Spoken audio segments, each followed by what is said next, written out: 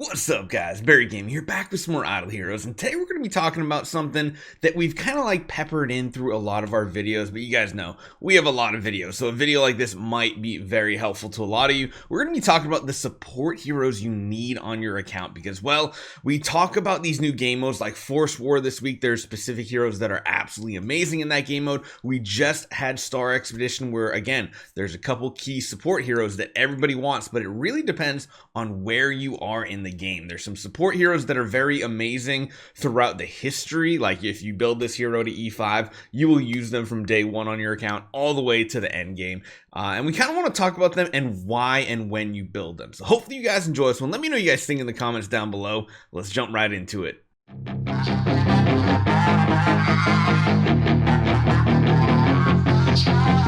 So starting off, I think a lot of you already know about this hero, but we're going to be talking about Ignis because, well, you're going to want to build her in the early game as a 9-star version, mainly because at 9-star, no, you don't need her at 10-star. 9-star, you get the maximum benefit of Eternity of Dragon Soul. It says, when Ignis dies, she heals the nearest ally hero, going priority to the front slot ahead of her, by 100% of allies' maximum HP and increases the ally 100 energy and 100% control immunity. All three of these things are absolutely amazing. Full health bar, 100% energy, like just full energy bar as well. And then the big one that you see her used mostly for, 100% control immunity. Now that does not make you 100, like it doesn't literally make it so you won't get CC'd, because of course in certain game modes there are enemies that have ways to get through that and do additional control immunity rates and stuff like that. So that is something to remember, but she is very, very strong. In the old days, you actually wanted her for her active energy boost too. So it was like you wanted a round 1 active to feed energy into your main damage dealer. But the way you build your account now with your main damage dealer being so much faster and so much higher power than the rest of your team, her active is kind of gone by the wayside. But her basic here, her on death passive is just absolutely amazing. You'll see it used, actually, you know what? I take that back. Her main active skill is used mainly in Star Expedition when you're trying to feed energy either to your Lord of Fear Aspen or your Fairy Queen Vesta. Even if you don't have Giant Killer, Fairy Queen Vesta teams in Star Expedition can do insane, but you do need this Ignis mainly for this energy feed. It's weird that that's like the one spot. Everywhere else, you're using it for the Eternity of Dragon Soul, like you see this week in the Force War, in the Lair Expedition. Absolutely amazing. This is amazing in Void. Well, you can't use it in Void Campaign. In Void Vortex, and a lot of other game modes like that. So don't discount Ignis. You're going to want to build her at least as a 9-star and eventually probably even up to an E5 hero. So it's actually kind of weird to say it, but number 2 on this list is going to be Drake, and Drake's actually more of a mid-game support hero. He's not one that you're going to use forever because, well, there's one hero on this list that we talked about recently that's going to take his slot in a lot of game modes. But of course, the big thing with Drake is going to be his Shadow Lurk ability, mainly the fact that when the battle starts and when the round ends, Drake inflicts defense down on the enemy with the lowest HP for 2 rounds. Skill effect: reduces targets 100% armor, damage reduction, all damage reduction, block, and dodge. Basically rips away every last bit of defense that the enemy has. Now, typically you would use Drake if you have a Sword Flash Shia, which usually a lot of people in the mid game definitely have her as like one of the first Transcendence heroes you build. She's very strong at that point, but of course that combo falls off, and the fact that you can't use him in Void Campaign in tandem with Sword Flash Shia, that makes it a very, very big issue. This also only affects one target at a time, essentially. It can have like 2 different targets, but most game modes where you're wanting Drake's defense down outside of PvP, it's going to stick to one boss target, and it's not really going to move. So there's very few heroes that really want this now. When we're talking about Fairy Queen Vesta in PvE, her hits are so random that it's hard to line this up. He does have some synergy with Lord of Fear Aspen if that's your PvE go-to damage dealer. If you're using Vulcan, Machman, things like that, there's like absolutely no synergy really, because their attacks are kind of random. Granted, Vulcan does hit the lowest HP target with one of his attacks, I believe, multiple times, which is pretty cool. But he is going to be someone you use kind of early on your account. You're going to want to build him to a 9-star for broken spaces, things like that. And then after that, you're probably going to use him less and less, but he's still worth keeping around just in case future game modes are kind of spicy, like maybe a new world boss. I do also want to talk about two other dark heroes here that are of use, one of them being Carrie, the other one Amen-Ra.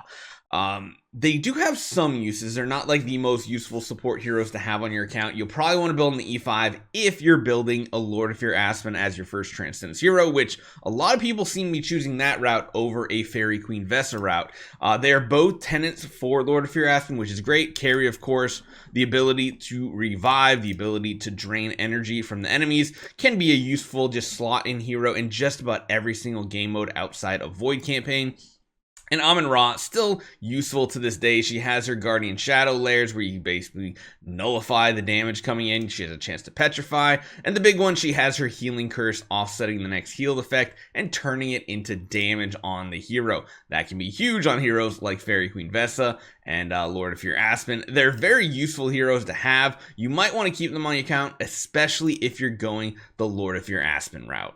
Now, the next hero is the one that I kind of said takes the spot of Drake when you get further and further into the game, especially when you have a Fairy Queen Vesa on your account, which most people do for their PvE damage dealing. She doesn't reliably hit one slot, but you know what does work out pretty good? The Fairy Guard and the Shrink effect from Elyvia. We actually did a whole video on her the other day. This Shrink effect is amazing in twofold reasons here. Skill effect increases all the damages that shrunk targets receive by 30%. That's amazing. While reducing all the damage they deal by 50%. Not stackable, but I think if you actually go ahead and look at the highest one, yeah, they can take 40% additional damage and lowers their damage more than half, up to 60%. This is kind of the go-to, especially because she can have multiple targets shrunk at the same time. So you might be going against like Flame Shrine. There's 3 enemies. You can shrink 2 of them at the same time. It really depends on what type of damage your team is doing. If they're already doing like armor ignoring damage and stuff like that, this Shrink effect is amazing. If your team is not doing it and they can reliably hit one target, then Drake is usually the better pickup. Most people in the days of Void Arc, even when they were struggling to get kills in Void Arc, this Shrink effect was used for the same reason, keep your team alive while also doing additional damage to that target. And she's just an absolutely amazing support hero to have. The Fairy Guard is a non-zero amount of damage and also heal for yourself, so don't discount that. And then of course she also has the ability to swap speed with the fastest enemy up to a point. Very strong hero. If you're in the late game and you don't have Elyvia, you're doing something wrong. Now, last and certainly not least, we come to one of the oldest heroes in the game. Yes, literally the oldest light hero to exist, the Gerkanator, as Wrath of God used to say. Gerkanator, oh man. I've loved his skin from day one. Let me actually go to my Gerk real quick. Oh, I love this hero so much. He still, in my opinion, has one of the best looking skins in the game, and it is from way long ago, the Doomsday Angel. This hero is absolutely amazing. What makes him amazing? Well, it's really just his active ability. Active skill deals 240% attack damage, don't care. Against 4 random enemies, again, don't care. Restores 300% HP for 3 random allies, I guess that's cool as a heal, but increases them 30% holy damage. It does not say how many rounds. So literally, if you're getting an active off on Gerk every single round, how much damage is that? So it has to be at the end of the first round. Or actually, no, it can be in the first round. But you're probably slower. So let's go 30% times 14. You can possibly give your main damage dealer 420% extra holy damage across a battle. When you're talking about a hero like Fairy Queen Vesa, that can be amazing because holy damage is added to every instance of damage. This can also be very strong with Doom Terminator Vulcan, Star Swordsman Machman. Anyone who hits a bunch of times this could be very, very, very strong on. So if you are moving towards the late game, you're going to want Gerk on your account for any PvE type damage, especially Star Expedition. Star Expedition is kind of like that end goal, I feel like, for a lot of people to get them at most progress possible. You're not going to use them in things like Force War Lair, all that stuff, because the battles are so quick. But if you're in long battles, Gerkanator is your man. So hopefully you guys enjoy. So let me know what you guys think about this list. Would you add anybody, remove anybody? Love to hear your comments down below. Hit that subscribe button, and I'll see you guys next time.